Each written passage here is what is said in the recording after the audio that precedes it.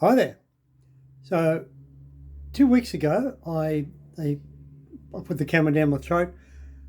The gastroscopy showed up that the cancer had grown by another 70%. When I'm beginning to eat my meals, it sometimes gets a bit stuck right where the joint is, up here behind the breastplate. And it showed that the cancer was starting to become across the esophagus and looking quite angry.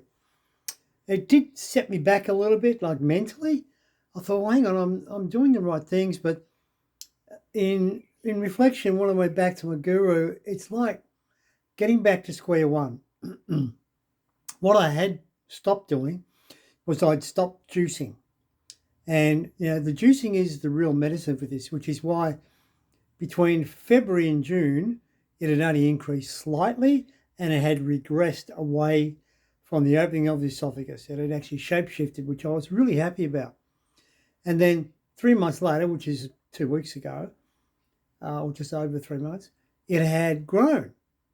And it's because I had stopped juicing and I was having two cooked meals, lunch and dinner, to try and put the weight back on. And the back to square one program says juicing up until you get no evidence detected, and then you can reduce it. But the juicing is the medicine. I realized I had stopped that. Anyway, I went to the gastroscopy 2 weeks ago, showed it grown. He was a bit panicky. He said, what you better do is go to the surgeon because they may have to put a stent in. Now, I spoke with the surgeon yesterday. The stent actually stops the esophagus working, which means the esophagus, which contracts and gets your food down into your stomach, will stop working. At the moment, my esophagus is still working. Yeah, it's got the growth, and it's not really painful unless I try and rush a meal, which I can't do because it's stopping it. And also, I don't have the capacity, having just about a 0% stomach. So, how do I say this quickly? The doctor, the surgeon, when I saw him, he said, "Oh, you look great." And I said, "Thanks." And he said, "No, no, you look really good. You look good, sound good. You seem like you're mentally in a good state."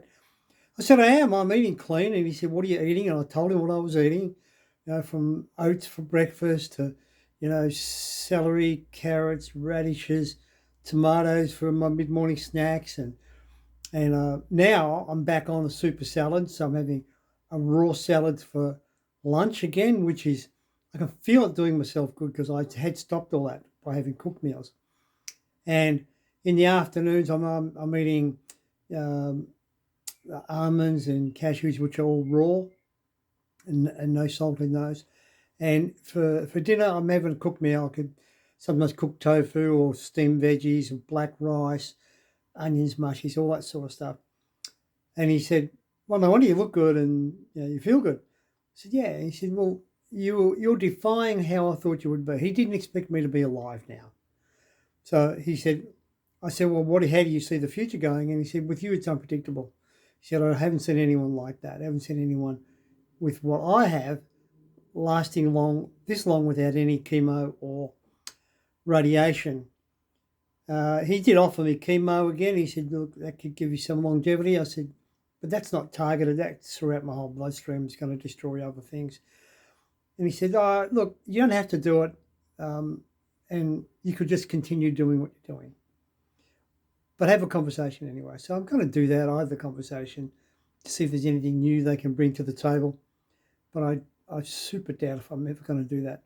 But I was really happy because prior to going to see him yesterday, I thought, well, I'm going to have to be cut and they're going to put the stent in, and that's going to be the end of it. But he's like, "No, you don't have to. Don't put the stent in unless you can't eat."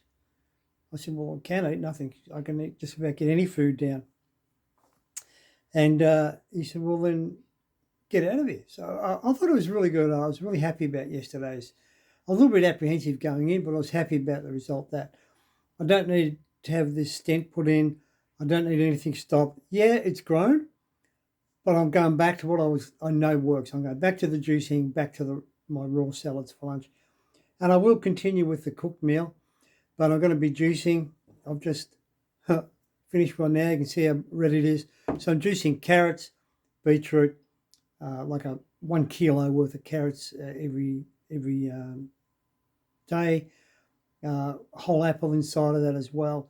Probably half a beetroot, and ginger, garlic, and turmeric as well. Those the big three: ginger, garlic, turmeric. And of course, lots of turmeric on everything I eat, and spreading garlic on everything I eat too. So if you got close to me, you would definitely know that I'm eating garlic. So that's it. That's the update.